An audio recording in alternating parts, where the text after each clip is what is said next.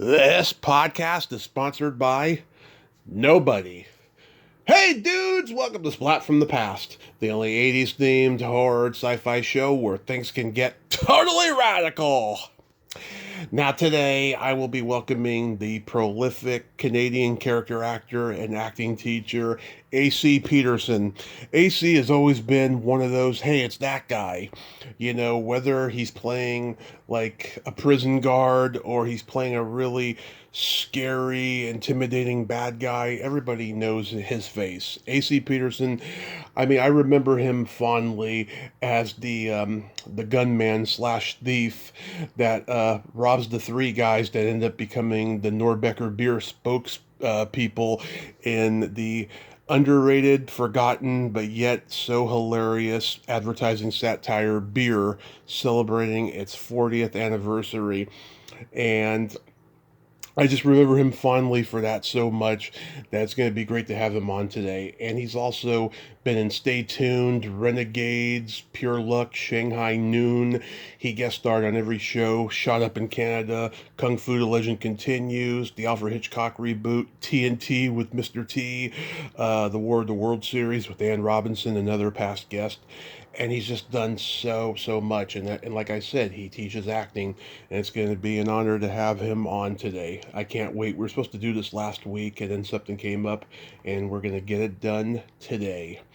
Also, rest in peace, the legendary Polly Holiday. You know, she played Flo on Alice. Kiss my grits. And she was the bitch millionaire Mrs. Deagle in Gremlins. Who doesn't remember the flying through the window on the stair lift, an iconic moment in the history of film? And she will be missed. She was hilarious. So yeah, here is my interview with AC Peterson. Whip out your Norbecker.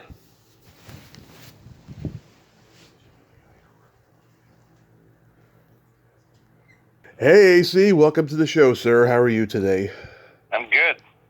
Yeah, this is such a great honor. Thanks so much for coming on today. The honor is all mine. So, going back in time, did you gravitate toward acting early on in your childhood?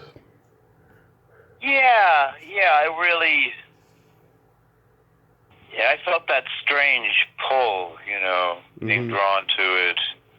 And I was young. I mean, this is what, grade 6, grade 7, grade 6. And it's just, the little plays you did at school, it was like the other actors were just bullshit up there. They were overacting. And Yeah. It's not even now I'll leave. I'll say, I'll just leave. Because my inclination as well, along with just the acting in general, I was drawn to realism. That's what acting has been sort of since the turn of the last century, and to be believable up there. And there's a particular kick to that when you don't push, you don't exaggerate, you try to behave like a human being, not an actor. And my teacher, Stella Adler, also taught Brando, said, don't ever get caught acting, So that's what I did. Yeah, first we wrote a play, Gertrude and the Two Bears, sort of a parody satire on Goldilocks and the Three Bears, and I played Gertrude, and I wore a wig, and we really sent it up, and it was funny. My wig flew off, and I, improvised and cut. I mean, we floored them. So at that moment, I knew I had this ability to draw people in. And then a teacher at my public school, Mason Road Public School, Mr. Mills, I think it was the following year, could have been the same year, grade 6 or 7, he cast me in a Gore Vidal play called A Visit to a Small Planet. Where I play. Jerry Lewis made a movie. Yeah. I love that movie. Of course, he's, we love him. And the play is a little more serious and a bit of a social satire, and an alien who comes to Earth and who is still enamored with the idea of war, and he thought he was landing in the Civil War, and when he realizes it's the Cold War, White House. He lands with his little UFO in the lawn of the White House, and when he discovers that it's a Cold War, he admits that he's a little dyslexic. So he missed on the dial, and he thought it was going to the Civil War. When he found out he landed in the middle of the Cold War, he was like, "Oh, goody, nuclear weapons! This is going to be even better." So that's the story, and again, just that inclination came to the fore to be on stage and be believable, and you feel how the audience is engaged. They feel like they're watching something that is an imitation of life, and that to me is the power. Unless you're doing something where you have to be way out there, but even Seinfeld shows like that, even though they're exaggerated, characters exaggerated, they're real. They're real to the personalities, though. So that was, again, another big aha to me, that I had this given ability. I needed no instruction, and I was not interested in bullshitting up there. I was interested in being authentic and portraying the character, and it's not an intellectual process. Partly it is, but it's some kind of strange surrender that you can either do or not. Mm-hmm. So that was my early beginnings in public school, and I consider I started there because I wasn't. Can we swear in these podcasts? Of course. Oh yeah, I love swearing. Right from the get-go, I wasn't fucking around. I was serious about it and had a clear sense and instinct of how to go about it. So I got bitten there. And rock and roll was a big part of my life, too. They're sort of equal in terms of passion and love. I'm also a musician, a songwriter. I've been in bands since I was like 12, 13, and, Yeah. Up in Canada? Yeah, up in Canada and locally, just bands that were popular. And when the acting came to the fore, that sort of fell away a bit. Mm-hmm. But I've never stopped playing. I always play music. I still write. I still compose. Working on a rock opera. I'm creative in a lot of different ways. So. Yeah. Now I've talked to a lot of people who studied with Stella Adler, and they've all told me, she was pretty tough. I mean, what did you learn from her that you still use to this day?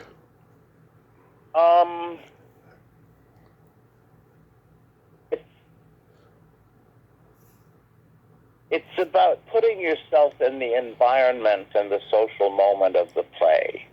Mm-hmm. It's about putting yourself in that situation, understanding it as well as you can. And for me, it's on a very gut level. Directors who know me and they start explaining too much, I say, yeah, I've got it. Things come to me from a very kind of unconscious level. So it's something I always did. So I studied with Kim Stanley as well, who was a legend in her time. Her biography is called The Female Brando. Mm-hmm. And she was considered one of the greatest proteges of Lee Strasberg in the day. And she mostly did theater, but what was my point? Good God. At the end of the day, what I learned was I always knew what I was doing. Mm-hmm. I always knew what I was doing, and I was... they just finessed it in a sense that I became more aware of how to do it, and also more aware of not overthinking. If you feel something instinctively, don't question it. You're there. Right. For me, anyway. And if you have trouble with connecting apart, then. But I never, honestly. Okay, I'll be honest. I don't have trouble with any of that. It comes to me. It just comes to me, man. Yeah. Just do it. Yeah, it's a just do it thing, and it just starts to happen. Did you have any classmates with Stella Adler that we would know?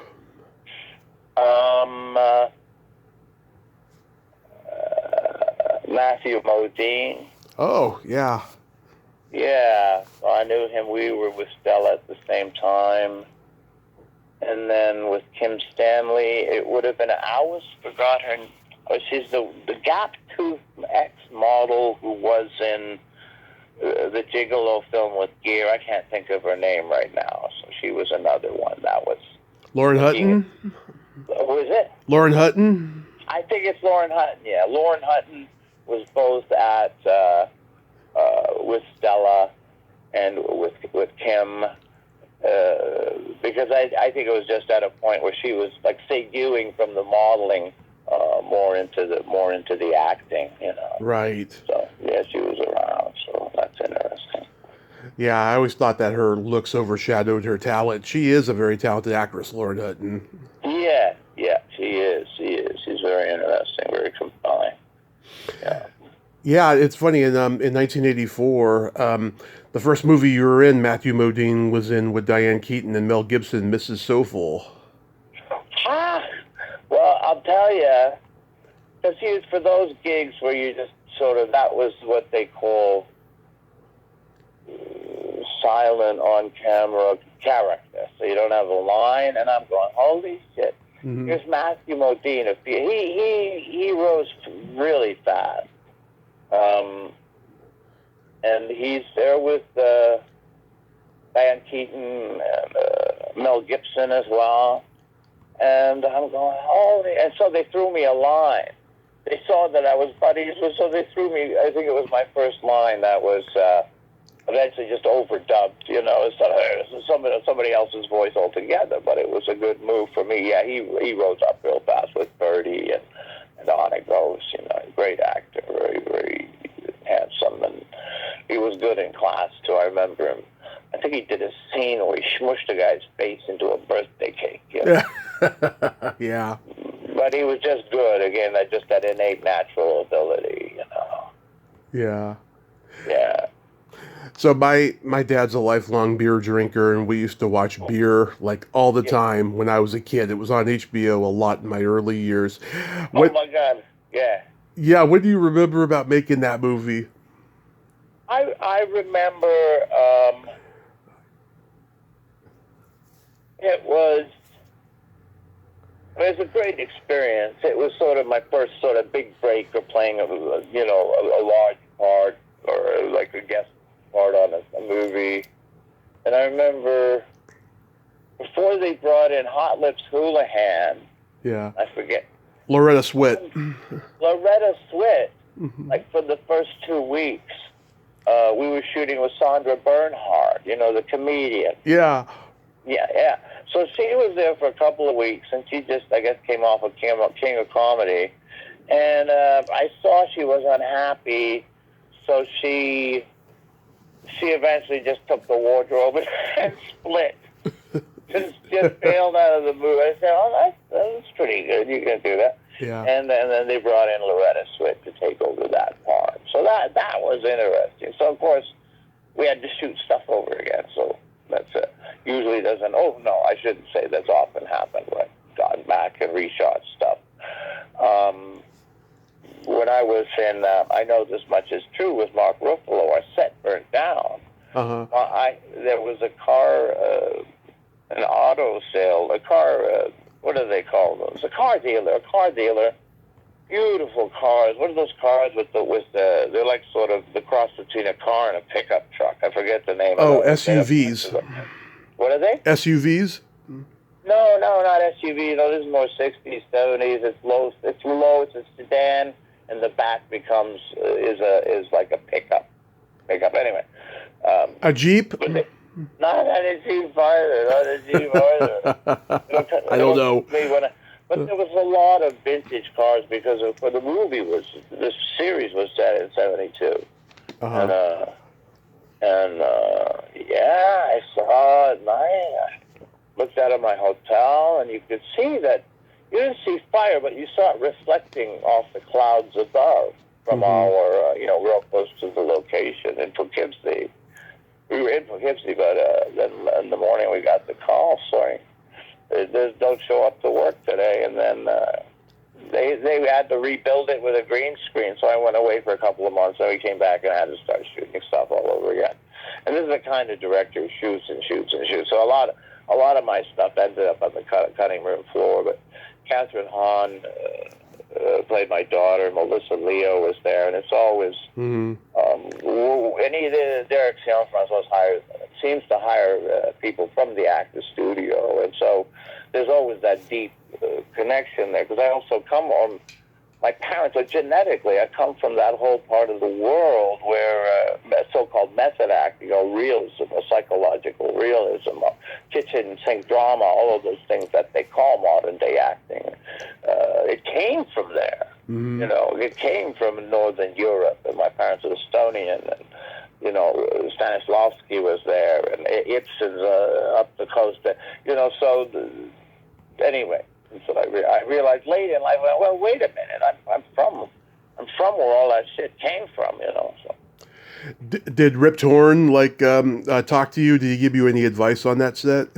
Hey, I tell you something. Uh-huh. I forgot to mention Rip Torn, but he went about his role because he played and he modeled his role kind of on John Huston. It was a very definite John Huston vibe there. But just watching him, it was like he played a director who had found his sobriety and had been a horrible drunk. Yeah. And had cleaned up his act and was a big film director, not like John Huston made very important films. So this was his way to get back into business. And then, of course, part of the joke is the joke or tragedy. Tragicomedy is always best. He starts spiraling back into alcoholism. So how he did it was he slowly started drinking, yeah. more and more. Yeah, it wasn't out of control, but that was definitely part of his thing, Yeah. And at the end, he throws himself, I think, backwards into this big fucking swimming pool full of ice and beer, and that was quite I love that film. I love the humor of it, and meeting Rusty Russ, who I worked with down the road, and I think David Alan Grier. And those were all early days for those people too. Yeah, they're great. And Saul Stein, I haven't seen much of him.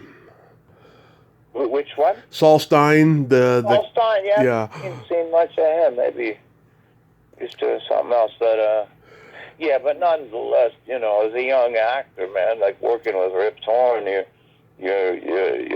watching like a hawk, just observing, and some people had trouble about how he was going about it, but I went, man, what's wrong with you?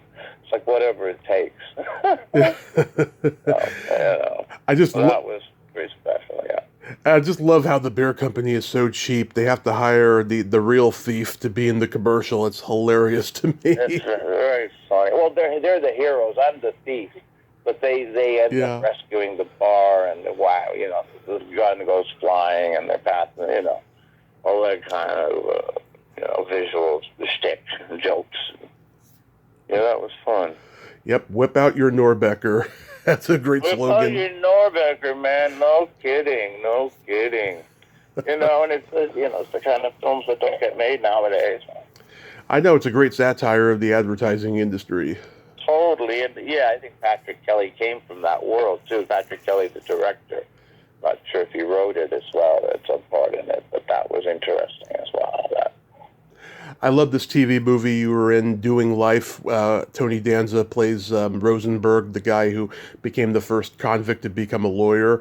I think it's his best dramatic role. Like, anything stand out about making that?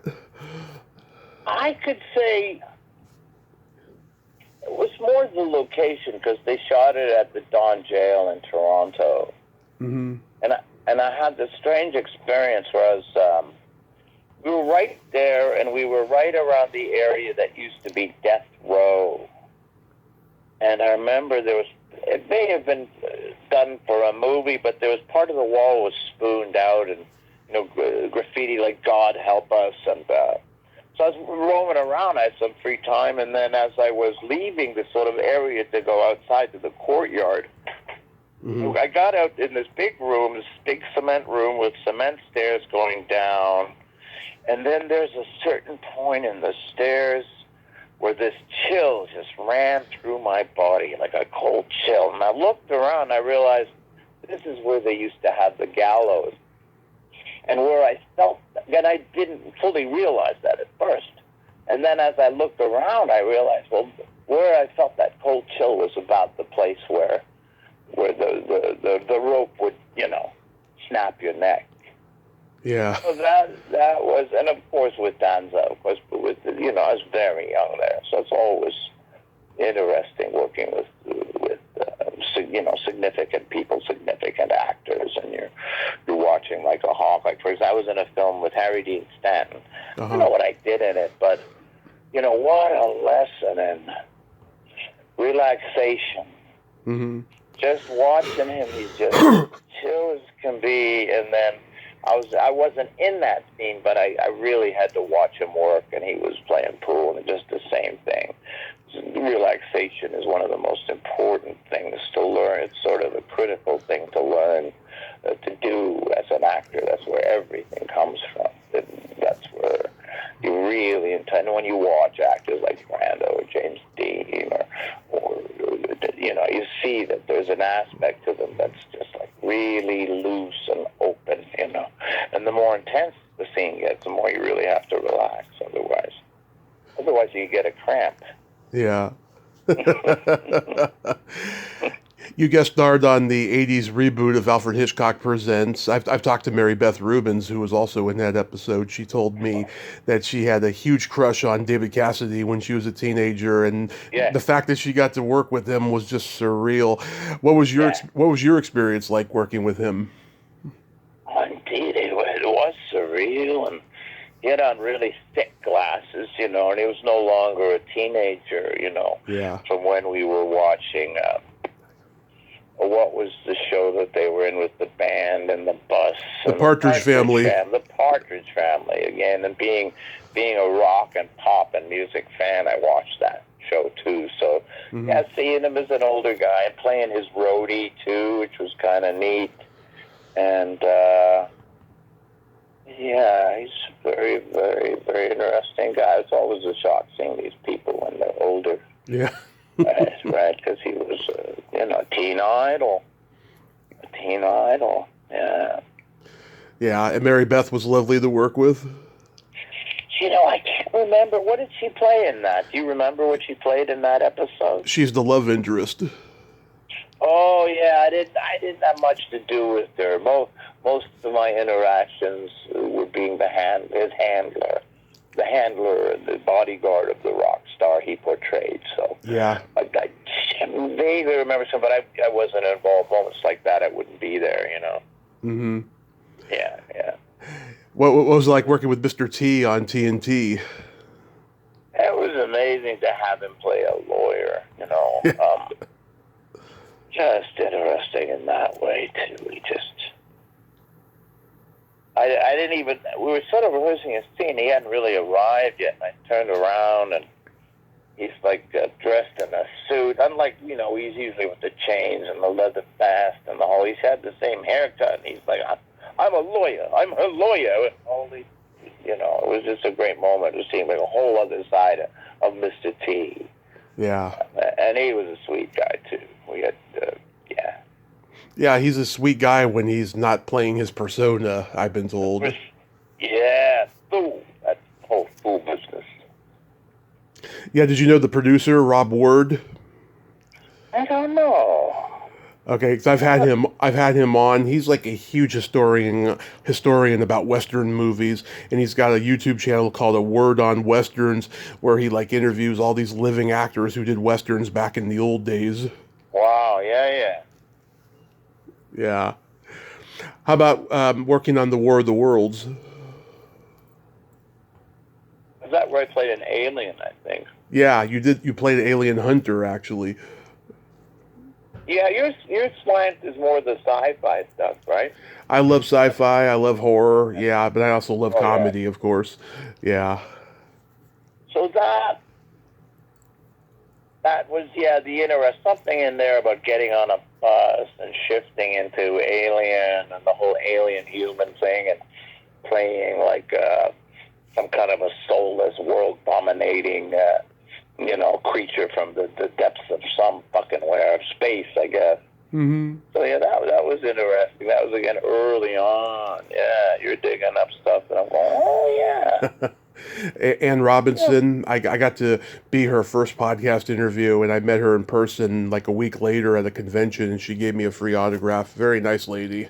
Oh no, who I missed the name there. Ann Robinson, she did the movie in the 50s. Oh my God. Yeah, that was. I love that stuff too. I love because where I live. Mm-hmm. In those days, you'd get maybe 3 Canadian channels, and then I would just pray on the Friday night for the horror movie, every Friday. Mm-hmm. And if the reception was right, because this was the days when you had the antenna was on a tower, like over your house, right? And to see like Plan 9 from outer space, or Oh yeah, Frankenstein from Mars, and all these great, cheesy, low budget. yeah. Just the scariest movie I remember was The Head That Wouldn't Die. Have you seen that one? Oh yeah, oh yeah. Oh my God, something about that just freaked me right out. I guess when the place is burning at the end and she's begging for her life, and then also the end of the original Fly with Vincent Price. With Vincent Price, man, and just that moment before he's going to squish the fly with the human head, and it's caught in a spider web, and the fly's going like, help me, Yeah. help me. Just freaked me. I think that gave me nightmares.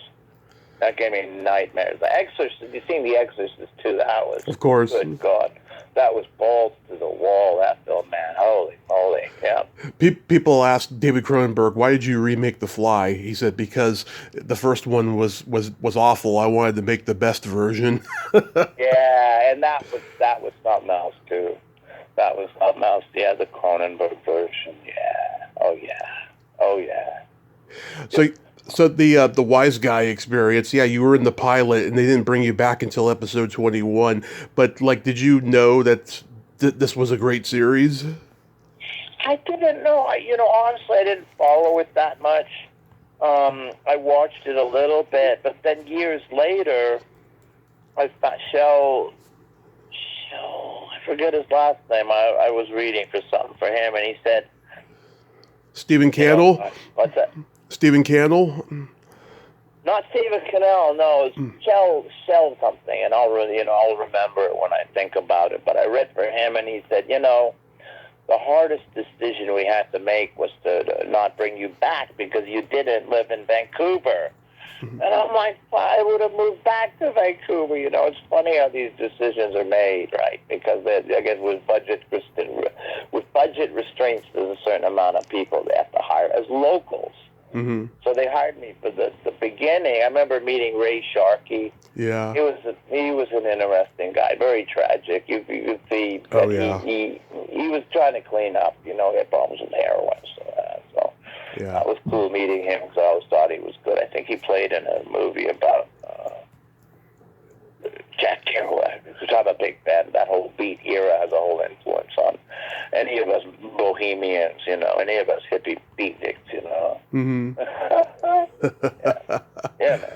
Yeah, that's a tragic story. Tragic story, yeah. He was doing good. How about the movie Renegades? Renegades was great. Mm-hmm. Was playing, that was one of Kiefer's first roles, too. I don't know if it was before or after the vampire thing or the other stuff he did. It was after. Yeah, Kiefer was there, I think. Lou Diamond Phillips. Lou Diamond, who I worked with again years later on a sci-fi film called it wasn't Deathlands, it was something else, some kind of vampire movie. We worked with him, so I hung out with Lou a lot of games. Great guy. The guy never sleeps. Can't believe it. He's like, no, it was a movie called Carney. Okay. A movie called Carney where we end up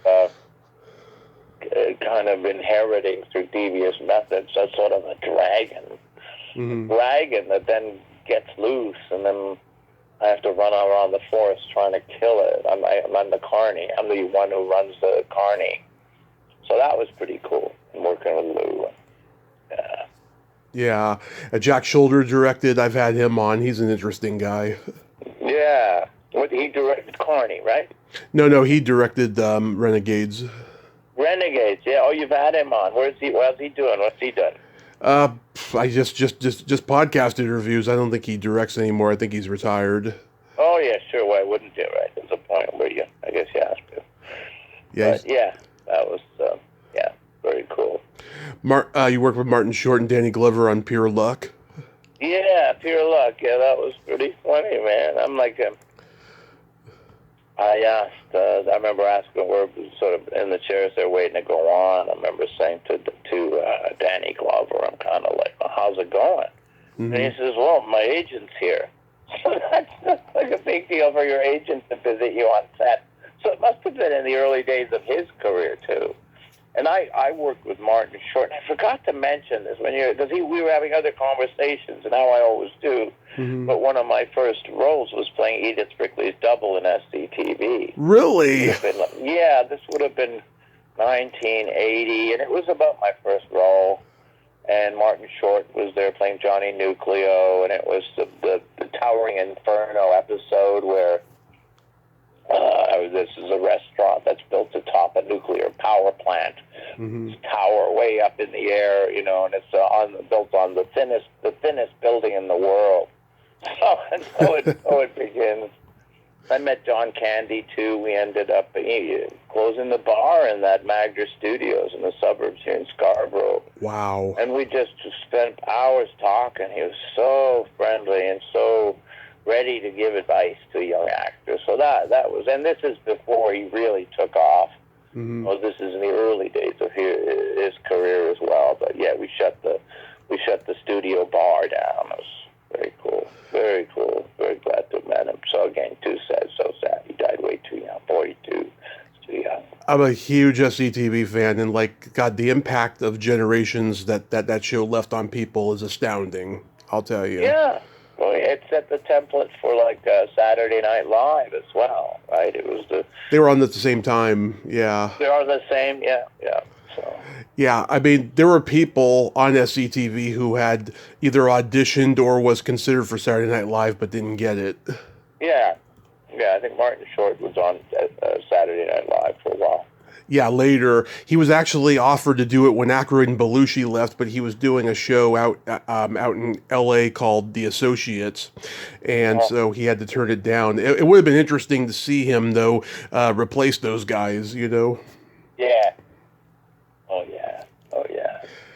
Martin Short is very serious, very down to business, you know what I mean? I heard that he has, I don't know if ego is the right word, but he's very serious. No, ego is not the right word. Anything that anybody does in order to do the job, like I work with Brian Dennehy. We did a pilot. It didn't go, but I played his best buddy at the track, and somebody said, "Oh, he's grumpy," because I find there's a real problem in Canadian culture. Yeah. Where it's about being nice rather than focusing on what you have to do. Right. It's a superficial thing.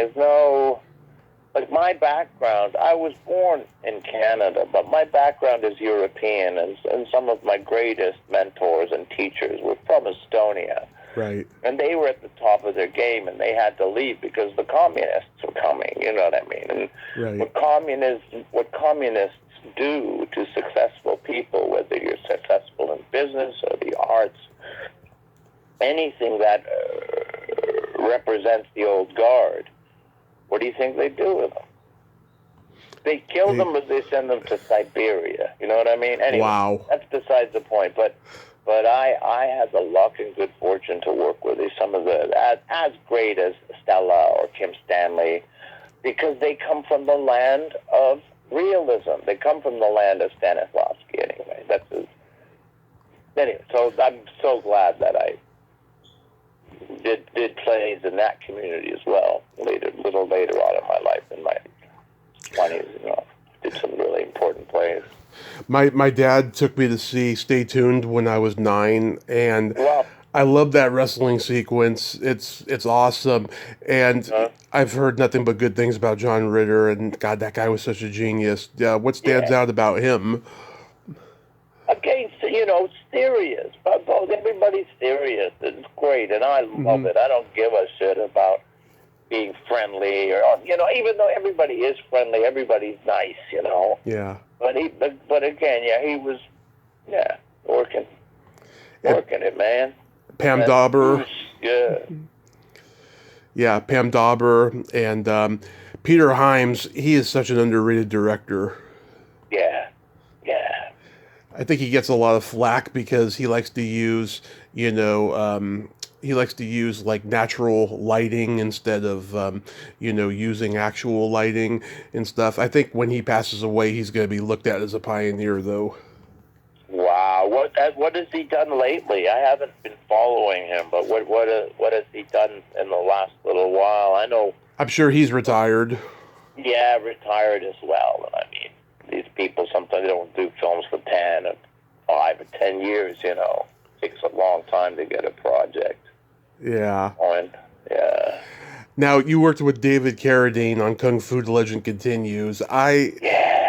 I heard that in the early episodes he was always late because he was a drinker, and then he halfway through the series he had to get sober and stuff. Oh, What was your experience? he was just a real friendly, relaxed guy. He was so relaxed about it, and that no kind of facade whatsoever. And it seemed like he had kind of incorporated the drinking into his spiritual practice, into his martial arts practice. Oh yeah. The rumor has it that they built his. There's a main set that was like his office or something. Hmm. They built a version of it where they built it sideways. Hmm. So if he was too bombed, they could just lay him down, and it would look like he was leaning against the wall and shoot it that way. So I don't know if that's true or not, but that's sort of word on this. The scuttlebutt is what they did to accommodate his drinking because, yeah, he drank, sure. Yeah. I didn't know he sobered up. Good for him.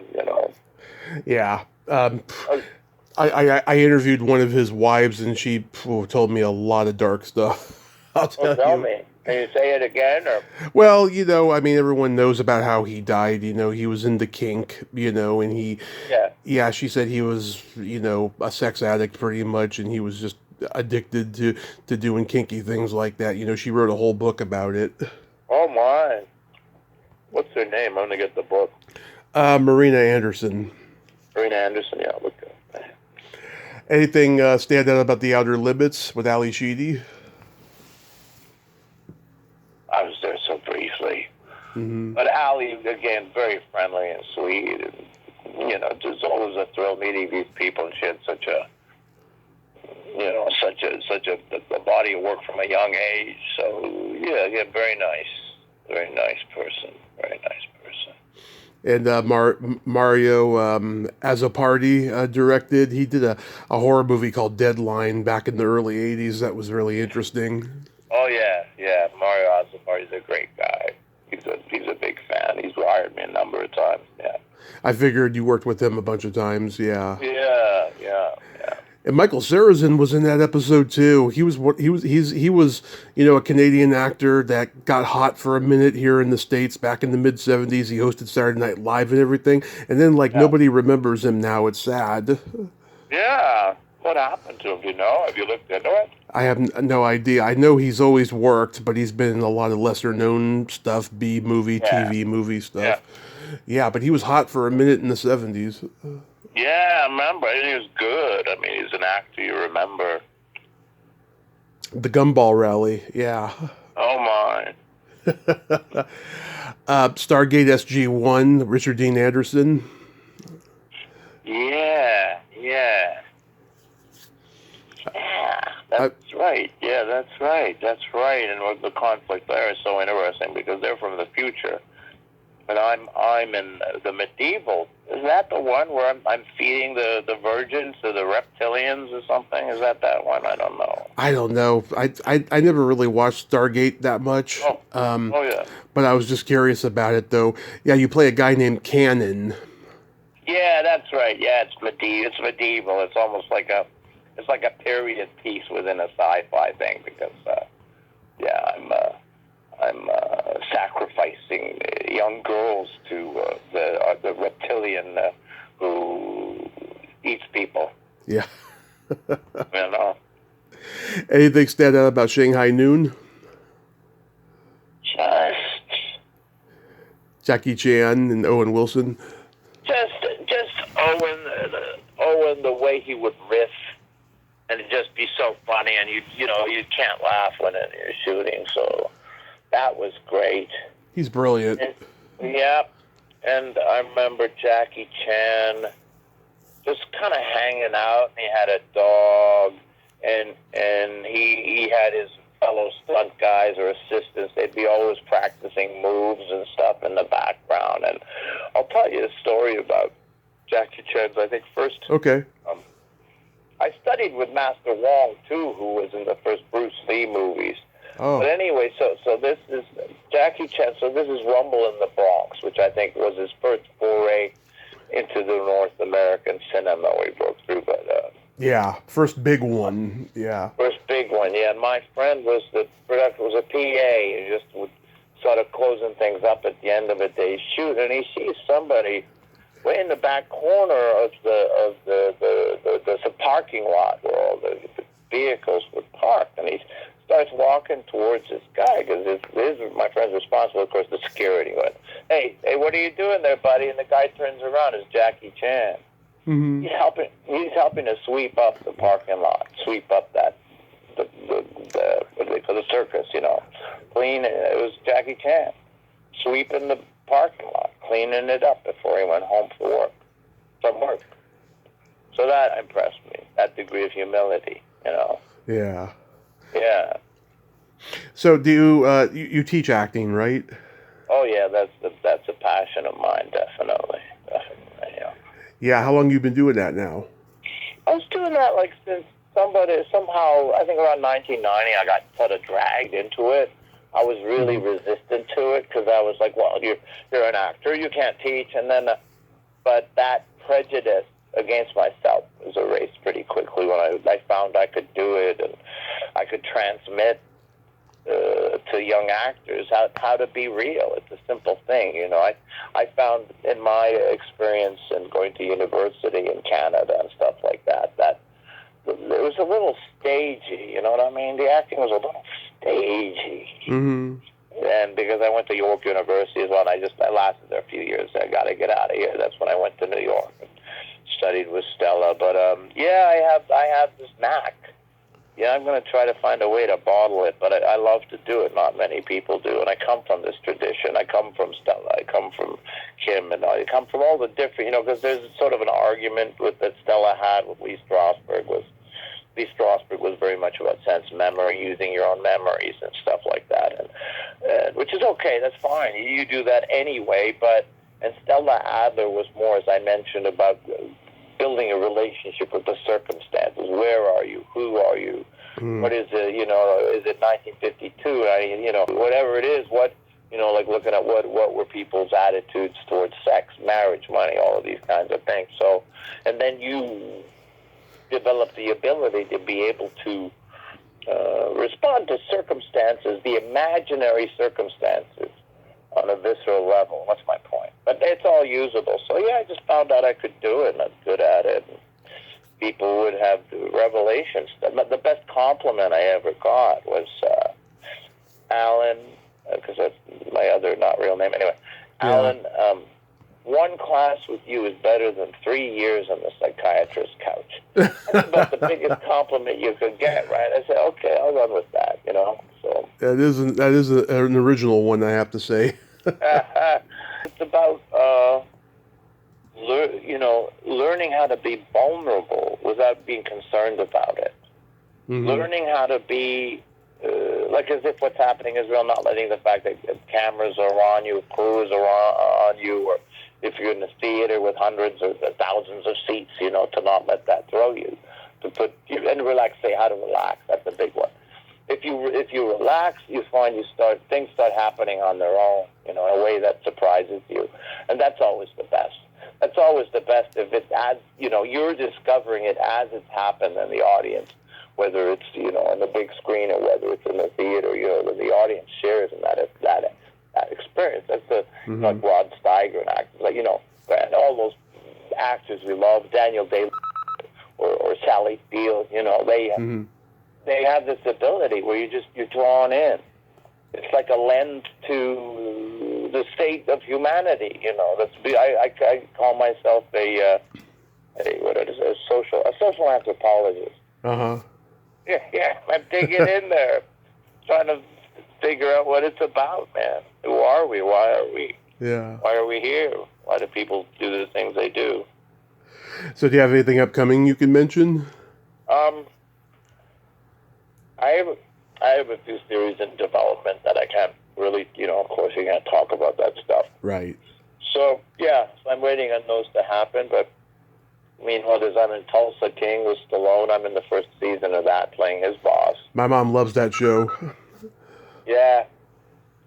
It's doing good. He says it's the most favorite thing he's ever done. It's a role that's closer to him than anything else. And I play Harold Ballard in the Börje, the Swedish hockey player, Börje Salming. So it's the Börje Salming story. Mm-hmm. That was interesting, working with a Swedish director, and they'd go off. But I felt sort of at home because the process was very similar with the process I was born with and grew up with out of Northern Europe, out of Estonia. So that was interesting, playing Harold Ballard. I think I pulled it off because that's a big concern because he's a big deal in Toronto and in the hockey world. I mean, he's reviled. He didn't treat his hockey players as well as he should have. He's a bit of an egoist. I asked Darryl Sittler if you're familiar with hockey. It was an important hockey player. He was on set for some of the stuff we're shooting. I said, look, I'm playing Harold Ballard. What was he like? And Sittler says, he was okay. No, really, what was he like?